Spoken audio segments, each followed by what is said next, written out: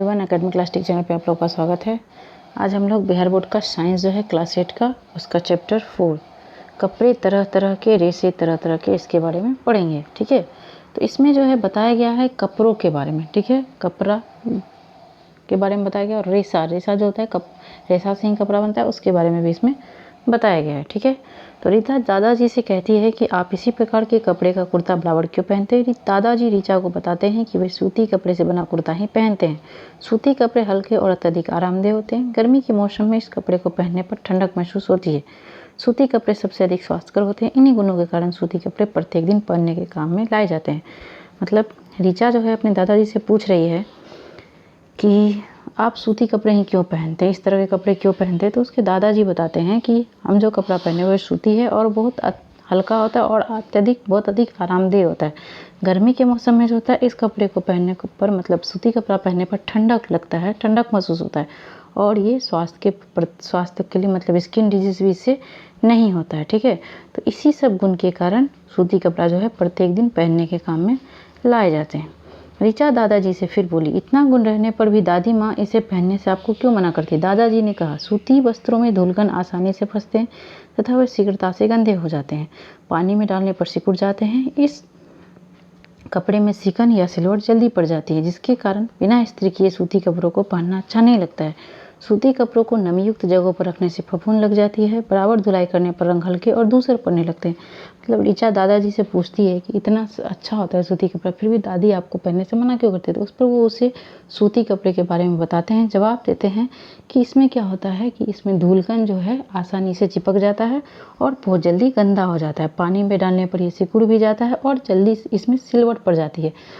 ठीक है, और बिना जो है इस्त्री किए हुए इसको पहनने में अच्छा नहीं लगता है। ज़्यादा नमी युक्त मतलब पानी वाला स्थान में रखेंगे तो इसमें फफूंद भी लग जाती है और धूप में डालेंगे सूखने के लिए तो इसका रंग जो है वो फीका पड़ने लगता है। तो इसी कारण जो है ये पहनने से मना करती है। सूती कपड़े के समान लीलन कपड़ों में भी फफूंद आसानी से लग जाते हैं, परंतु ये सिकुड़ते नहीं है। एक कपड़ा होता है लीलन जो कि सूती कपड़ा के समान है, उसमें जल्दी फफूंद पड़ जाता है, लेकिन ये जो है सूती कपड़ा पानी में डालने पर सिकुड़ता था, लेकिन लीलन नहीं सिकुड़ता है। रेशम पहनने में आरामदायक होता है।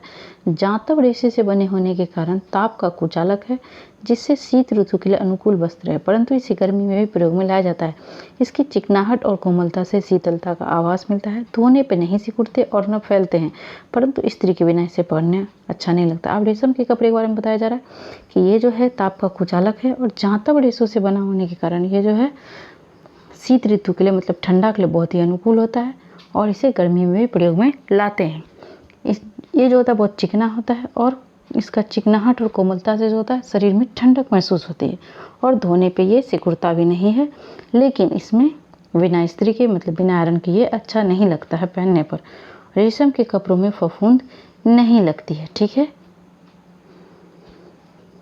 परंतु अधिक दिनों तक नमीयुक्त अंधेरे जगह में रखने पर फफूंद लग सकते हैं। पसीने से रेशमी कपड़ों की चमक और रंग धूमिल हो जाते हैं। ऊनी कपड़े में सिलवट नहीं पड़ती है। ऊनी कपड़े सिकुड़ते हैं, इस पर फफूंद नहीं लगती है, परंतु अधिक समय तक नमीयुक्त जगह में रखने पर फफूंद लग जाती है। ऊन को धूप में रखने से उसका रंग हल्का हो जाता है। ठीक है, ऊनी कपड़ा को जो है मुट्ठी में दबाकर फिर इसे छोड़ देने पर क्या होता है मतलब फिर से वो पहले जैसा हो जाएगा। ऊनी रेशों में अन्य रेशों को मिश्रित करके बनाए गए कपड़े को मुट्ठी में दबाकर छोड़ देने पर क्या होता है, पटसन से बने कपड़े को हम पहनने के काम में नहीं लाते। पटसन से जो कपड़ा बनता है उसको हम लोग पहनते नहीं हैं। पटसन से बने बोरियों में अनाज रखा जाता है, इसे फर्श पर बिछाने के भी काम में लाते हैं, परंतु अब पटसन के रेशा को भी परिष्कृत कर महीन धागा तैयार कर पहनने के लिए कपड़ा तैयार किया जाए।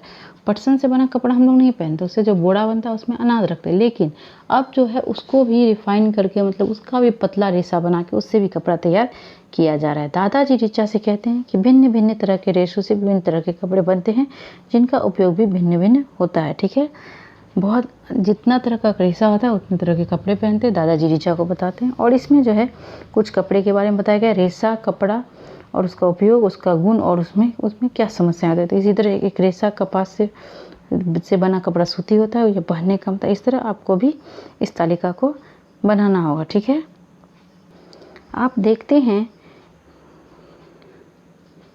आप देखते हैं कि इन रेशों से बने कपड़े को पहनने एवं उनके रखरखाव में अनेक कठिनाइयां आती हैं। कपड़ों से होने वाली कठिनाइयों को हम कैसे दूर कर सकते हैं? कपड़े के क्रमिक विकास को जानने के बाद ही हम कपड़ों के रखरखाव में आने वाली कठिनाइयों को दूर करने पर चर्चा कर सकते हैं। अब जो कपड़ा को रखने में कठिनाई होता है, कभी फफूंद लग जाता है, कभी वो सिकुड़ जाता है, तो इसको दूर करने के लिए हम लोग अब जानेंगे। पहले इसके लिए हमें पहले जानना पड़ेगा कपड़ा का इतिहास जानना पड़ेगा, ठीक है। क्रमिक विकास, कपड़ा कैसे विकसित हुआ, कैसे बनना शुरू हुआ। तो चलिए बढ़ते हैं। रेशे एवं कपड़े की कहानी देखते हैं। कपड़ा जो है मानव सभ्यता के विकास की देन है। कपड़ा मानव सभ्यता और संस्कृति के सूचक है। आज ही नहीं, प्रारंभिक काल से ही मानव तन ढकने का प्रयत्न करता रहा है। इस काम के लिए उसने आदिम युग में घास फूस, पेड़ पौधे, पत्ते, छाल तथा मृत पशुओं की खाल आदि का प्रयोग किया। परंतु मानव इतने से कब संतुष्ट होने वाला था। उसकी तीव्र बुद्धि ने वस्त्रों की उत्पत्ति के साधन एवं वस्त्रों को बुनकर तैयार करने की तकनीक खोज निकाली। तब से आज तक तकनीक निर्माण कला में उत्तरोत्तर विकास होता रहा तथा इस दिशा में मनुष्य अनवरत प्रयत्नशील रहा। कपड़ा जो है मानव सभ्यता के विकास की देन है, ठीक है, ये तो सभी जानते हैं। आज से ही नहीं, प्रारंभिक काल से ही कपड़ा जो है बनता रहा है, तन ढकने का प्रयास करता रहा है। कपड़ा इस काम के लिए जो है पहले जो था, लोग आदिम युग में लोग घास फूस, पेड़ पौधे, पत्ते, छाल का उपयोग करते थे। यहाँ तक कि मृत पशुओं की खाल भी पहनते थे। लेकिन जब उनकी बुद्धि होती उन्हें बुद्धि होती गई तो उन्होंने कपड़ों की उत्पत्ति के साधन और वस्त्रों को बनाना तैयार किया, ठीक है। इसका नया नया तकनीक निकाला और तब से जो है आज तक तकनीक विकसित हो ही रहा है लगातार।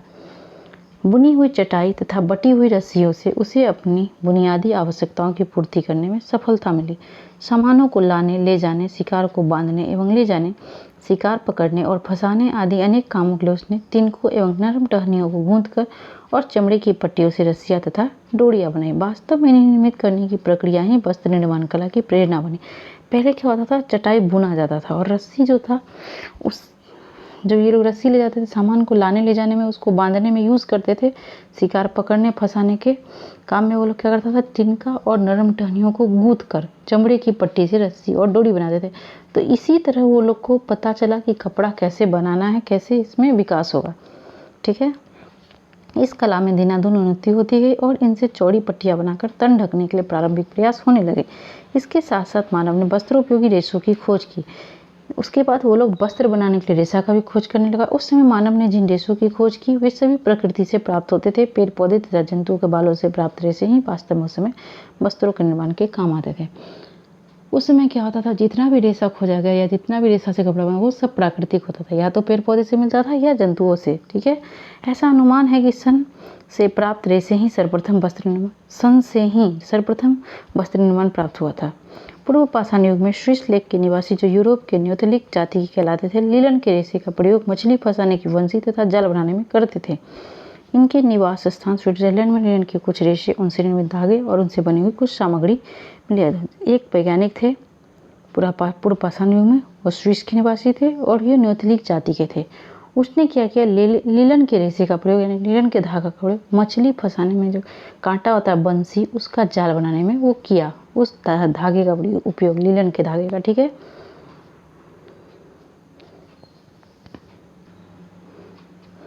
पूर्व पाषाण युग के लोग अन्य कई वनस्पति रेशा प्रयोग करते थे। हेम्प सबसे पहला रेशा देने वाला पौधा की खोज हुआ जिसकी खेती की जाने लगी। इसकी खेती सर्वप्रथम दक्षिण पूर्व एशिया में होती थी, जहां से इसका विस्तार चीन तक हुआ। ऐसा प्रमाण है कि 4500 ईस्वी पूर्व में हेम्प की खेती क्या होती थी, चीन में होती थी, ठीक है। इंग्लैंड में प्राचीन काल में ही श्रेष्ठ ऊनी वस्त्र बनाने का काम होने लगा। सबसे अच्छा ऊनी वस्त्र जो बनता था वह इंग्लैंड में ही बनता था, ठीक है। पहले से ही वहाँ के ऊनी वस्त्र पूरी दुनिया में प्रसिद्ध थे। 13वीं शताब्दी में सबसे अच्छा ऊन का उत्पादन कहाँ होता है, स्पेन में होता था, जिसको हम लोग मेरिनो ऊल कहते थे। मध्यकालीन युग में राजाओं और सामंतों के संरक्षण में सुंदर वस्त्रों का निर्माण होने लगा।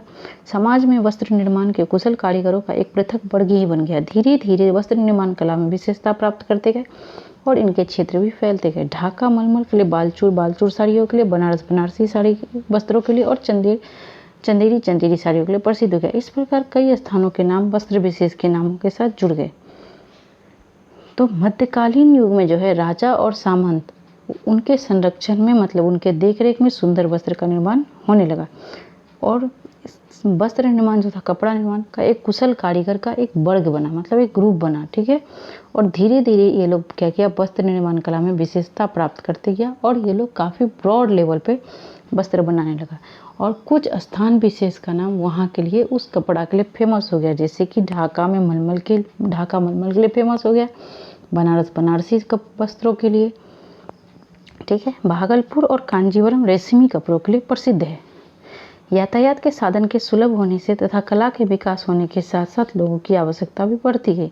फलस्वरूप लोगों ने वस्त्र के क्षेत्र में नई नई खोज करनी शुरू कर दी। अब वस्त्र की बुनाई कैसे की जाती है, मतलब वस्त्र बनता कैसे। वस्त्र का निर्माण पहले हाथों से किया जाता था, जिससे अधिक श्रम और समय लगता था और उत्पादन भी कम होता था।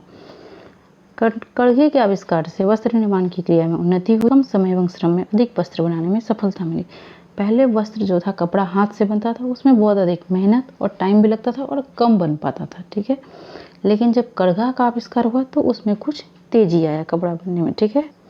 वस्त्र निर्माण के काम में और भी उन्नति हुई। औद्योगिक क्रांति के बाद उस उद्योग ने एक नया मोड़ लिया। भाप इंजन से चालित एवं विद्युत चालित यंत्रों से उत्पादन में अत्यधिक वृद्धि हुई। आज विज्ञान एवं प्रौद्योगिकी ने वस्त्र निर्माण उद्योग को चरमोत्कर्ष पर पहुंचा दिया है।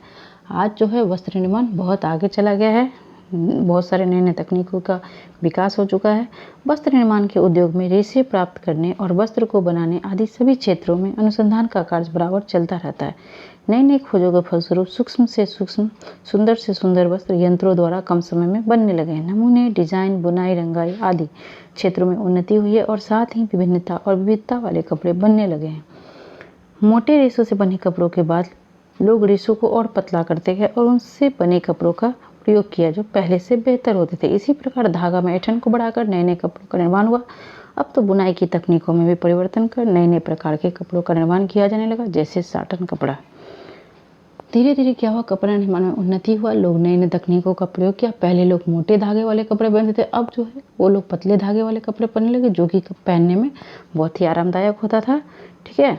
और इसके बाद वो लोग क्या किया, धागा को ऐंठ कर मतलब मरोड़ कर नया नया कपड़ा का निर्माण किया, जैसे कि साटन कपड़ा।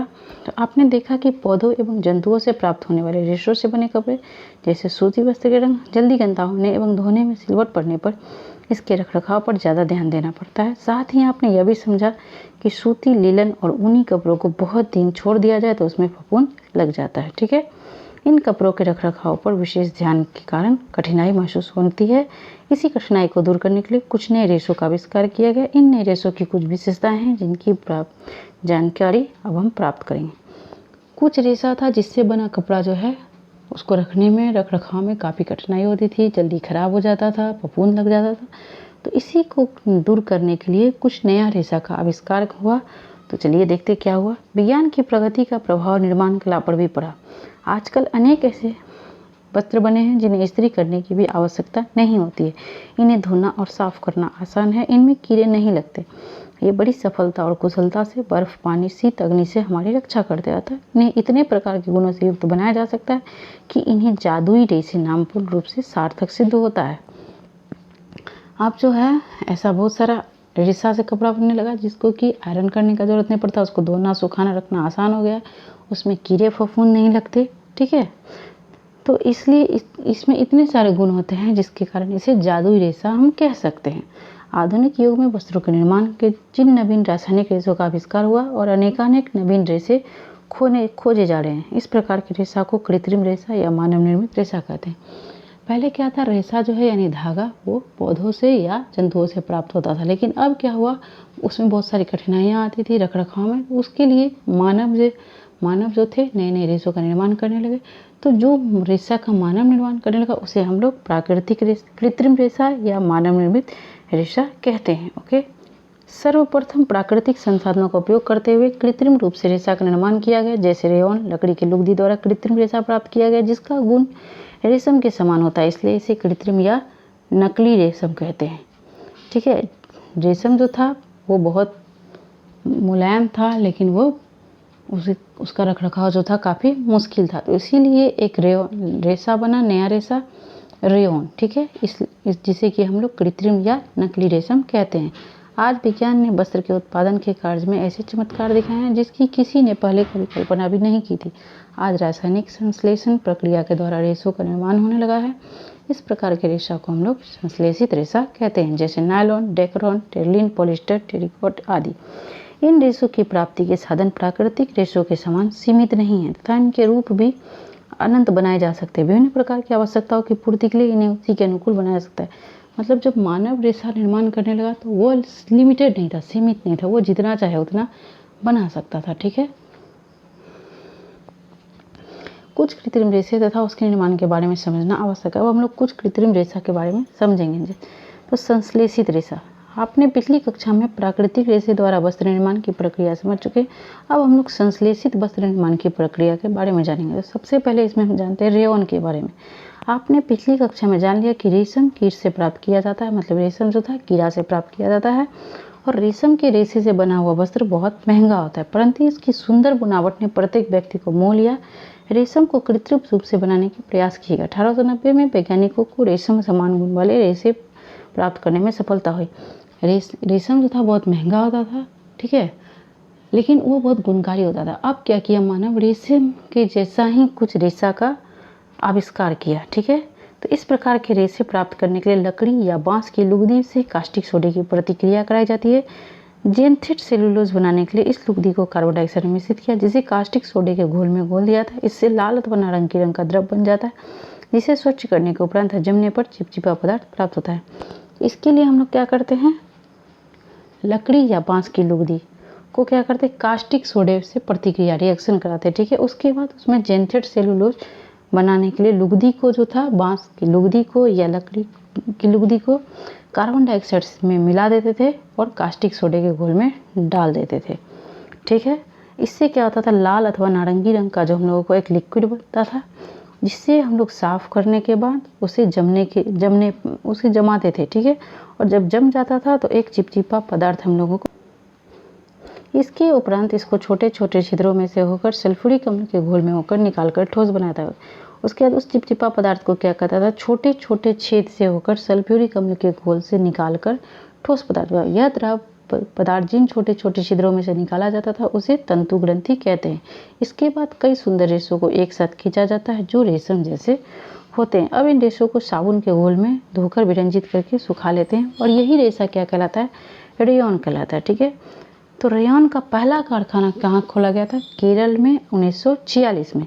इस प्रक्रिया से रेशे कड़े हो जाते हैं। धागा बनाने के लिए कई रेशों को एक साथ ऐंठा जाता है, तब धागा को चरखियों पर लपेटा जाता है। इसके बाद पुनः 2 चरखियां लेकर धागा को लपेटा जाता है। धागा को प्रत्येक बार लपेटते समय ऐंठन दी जाती है। अंत में धागा को लच्चियों के रूप में लपेट लिया जाता है। ठीक है, तो रेयॉन का रेशा जो है भारी, कड़ा और कम लचकदार प्रतीत होगा, जबकि रेशम का धागा आसानी से टूट जाता है। ठीक है, इस धागा को जलाने पर आसानी से जल जाता है। रेशम का धागा, उसमें रुई जैसी लपट उठती है जलाने पर और इसके उपरांत वो पिघलकर काले दानों के रूप में परिवर्तित हो जाता है। ये रेशम को जलाने पड़ता है। जलते समय कागज या रस्सी जैसी गंध आती है और अंत में भूरे रंग की राख शेष रह जाती है। और रेयॉन असली रेशम से कहीं उत्तम गुणों वाला एवं सस्ता होता है। रेयॉन जो है असली रेशम से अच्छा होता है और सस्ता भी होता है। इसे रेशमी रेशों के समान बुना जा सकता है। रेयॉन के कारण कम कीमत में इतने सुंदर रंग बिरंगे एवं मनोहर वस्त्र, मोजे तथा अन्य प्रकार के वस्त्र उपलब्ध होने लगे। रेयॉन को कपास के साथ मिलाकर बिस्तर की चादरें बनाते हैं अथवा ऊन के साथ मिलाकर कालीन या गलीचे बनाते हैं। रेयॉन से हम लोग क्या करते हैं, बहुत सारा हम लोग को मिलता है, जैसे रंग बिरंगा और मनोहर वस्त्र मिलता है, मोजा मिलता है और अन्य प्रकार के भी वस्त्र इससे बनते हैं। उसको कपास के साथ मिलाकर जो है हम लोग बेडशीट तैयार करते हैं और ऊन के साथ मिलाकर कालीन या गलीचा बनाते हैं। हम लोग पढ़ेंगे नायलॉन। क्या आप रेयॉन के अलावा किसी अन्य, अभी हम लोग मानव निर्मित रेशा रेयॉन के बारे में पढ़े थे, अब नायलॉन को देखते। ठीक है, कौन सा रेशा सर्वप्रथम पूर्णतः संश्लेषित रूप से बनाया गया। नायलॉन जो है पहला पूर्ण रूप से संश्लेषित रेशा है जो किसी प्राकृतिक कच्चे माल का उपयोग किए बिना बनाया गया। ठीक है, अब देखते हैं ये कैसे बनता है। नायलॉन का निर्माण कोयले, जल और वायु से किया जाता है। कोयले से प्राप्त रासायनिक तत्वों एवं गैसों का इस प्रकार मिलाया जाता है कि उसमें नायलॉन लवण उत्पन्न हो जाते हैं और गर्म करने पर जो है पदार्थ का छोटा छोटा कण लंबी लंबी लड़ियों के रूप में बदल जाता है और इन लड़ियों को पिघलाकर स्पिनरेट से बाहर निकाला जाता है। जैसे ही ये रेशा निकलकर हवा में आता है वैसे ही जम जाता है और धागे के रूप में एकत्रित कर लिया था, ठीक है। नायलॉन जो है मजबूत होता है, लचीला होता है और हल्का होता है। यह चमकीला होता है, धुलाई में आसान और साफ करने में आसान होता है, ठीक है। अतः यह वस्त्रों के निर्माण है तो बहुत प्रचलित हुआ। कौन? नायलॉन, ठीक है। नायलॉन जो होता है वो मजबूत भी होता है, लचीला भी होता है और हल्का भी होता है, ठीक है। नायलॉन जो है वास्तव में बहुत मजबूत होता है, तभी इससे हम पैराशूट और चट्टानों पर चढ़ने हेतु रस्सी बना सकते हैं। इसका जो है नायलॉन से हम लोग बहुत सारा चीज़ बनाते हैं, जैसे कि जुराब, रस्सी, ब्रश, कारों की सीट के पट्टे, शयन थैला, स्लीपिंग बैग इत्यादि। एक नायलॉन का तार इस्पात के तार से यानी कि स्टील के तार से भी मजबूत होता है। इसी गुण के कारण नायलॉन का उपयोग जो है इतना मजबूत होता है, स्टील से भी ज़्यादा। इसी कारण इसका उपयोग जो है पैराशूट और जो चट्टान पे हम लोग पहाड़ पे जो रस्सी चढ़ते हैं उसको बनाने में होता है। अब हम लोग देखेंगे पॉलिस्टर, ठीक है। पॉलिस्टर एक अन्य संश्लेषित रेशा है। टेरिलिन एक लोकप्रिय पॉलिस्टर है, ठीक है। इसका जन्म जो है द्वितीय महायुद्ध के समय हुआ था। जब द्वितीय विश्व युद्ध हो रहा था तभी पॉलिस्टर का, इसको नायलॉन की तरह ही पिघलाकर काता और बुना जाता है। इसका भौतिक ढांचा एवं इसकी विशेषताएं भी लगभग नायलॉन के ही समान होते हैं। इसके वस्त्र बहुत कुछ नायलॉन के वस्त्रों के ही अनुरूप होते हैं, ठीक है। पॉलिस्टर। पेट, PET एक सुपरिचित प्रकार का पॉलिस्टर है। इसका उपयोग बोतल, बर्तन, फिल्म, तार और अन्य बहुत से उपयोगी उत्पादों के निर्माण हेतु किया जाता है। चारों ओर की वस्तुओं में से पॉलिस्टर से बनी वस्तुओं की एक सूची बनाना है, ठीक है।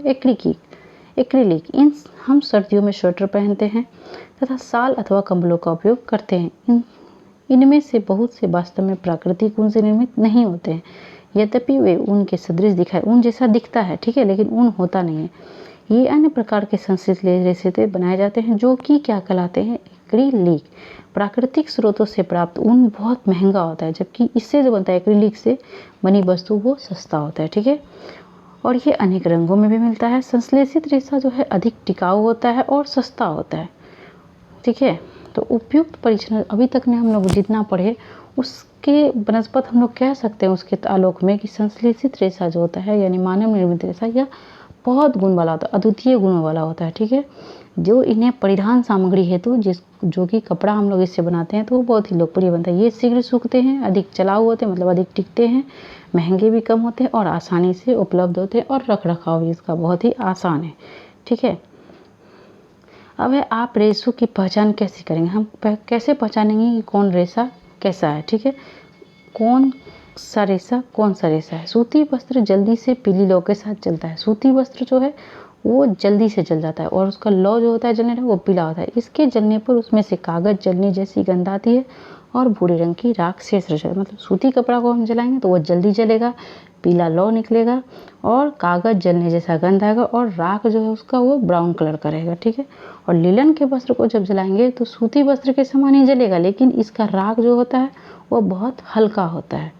रेशम हवा में जल्दी जल जाती है और जलते समय उसमें से पंखों या बालों के जलने के समान गंध निकलती है और जले हुए दानों पर किनारों पर चिपचिपे दाने पड़ जाते हैं। इनके राख में दाने पाए जाते हैं, ठीक है। ऊन जो है धीरे धीरे जलता है। जलते समय इसमें से पंखों के जलने के समान गंध निकलती है। जलने के बाद काले रंग के गुब्बारे जैसा अवशिष्ट पदार्थ रह जाता है ऊन के जलने पर, ठीक है। रेयॉन सूती की तरह जल्दी से लौ के साथ आग पकड़ लेता है, पिघल जाता है तथा काले दाने से पड़ जाते हैं। जलते समय इसमें से कागज या रस्सी के जलने की गंध आती है और अंत में भूरे रंग की राख बच जाती है। और शुद्ध नायलॉन जो है ये जलता नहीं है और ज्वलनशील है।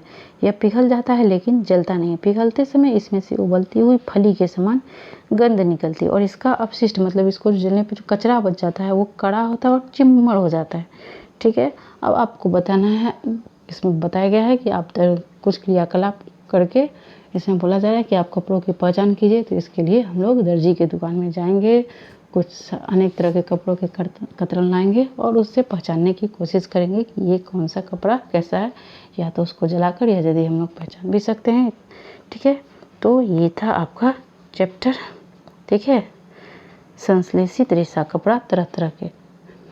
नेक्स्ट वीडियो में हम लोग इसके प्रश्न अभ्यास को देखेंगे। तब तक के लिए थैंक यू। वीडियो अच्छा लगे तो लाइक एंड शेयर जरूर करें।